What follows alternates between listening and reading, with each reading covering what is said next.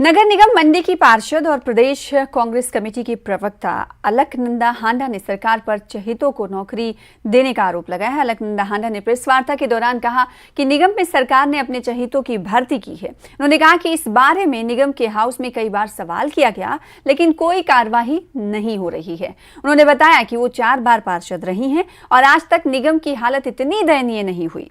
CM की तरफ से नगर निगम को दी जाने वाली 15 करोड़ की राशि भी महज कागजों तक ही सीमित है, धरातल पर काम नहीं हो रहे हैं। प्रेस वार्ता के दौरान कांग्रेस कमेटी के प्रदेश प्रवक्ता संजीव गुलेरिया ने भी सरदार पटेल यूनिवर्सिटी मंडी में नियमों को ताक पर रखकर नौकरी देने का गंभीर आरोप सरकार पर लगाया। इस मामले में उन्होंने सीबीआई जांच की मांग भी की।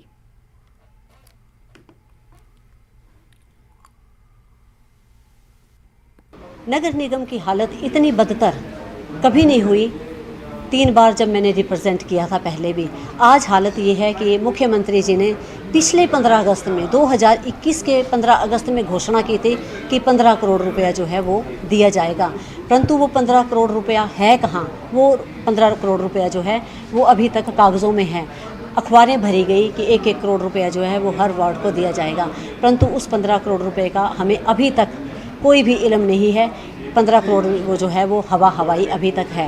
बाकी जो नगर निगम में नौकरियां रखी गई, मैं सारे अधिकारियों कर्मचारियों पर आक्षेप नहीं कर रही हूँ।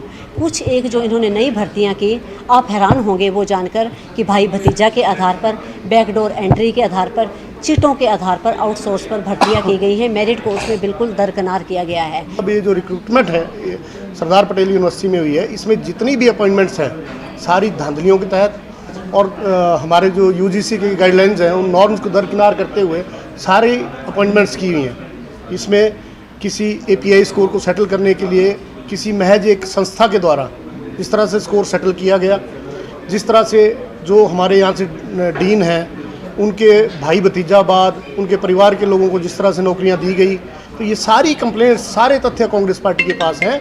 इसके लिए हम कांग्रेस पार्टी ये सीबीआई की मांग भी करेगी और सरकार आने पर इसकी हमारी सरकार एफआईआर दर्ज करा के जो भी इसके पीछे पाए जाएंगे उस लाखों के पीछे होंगे।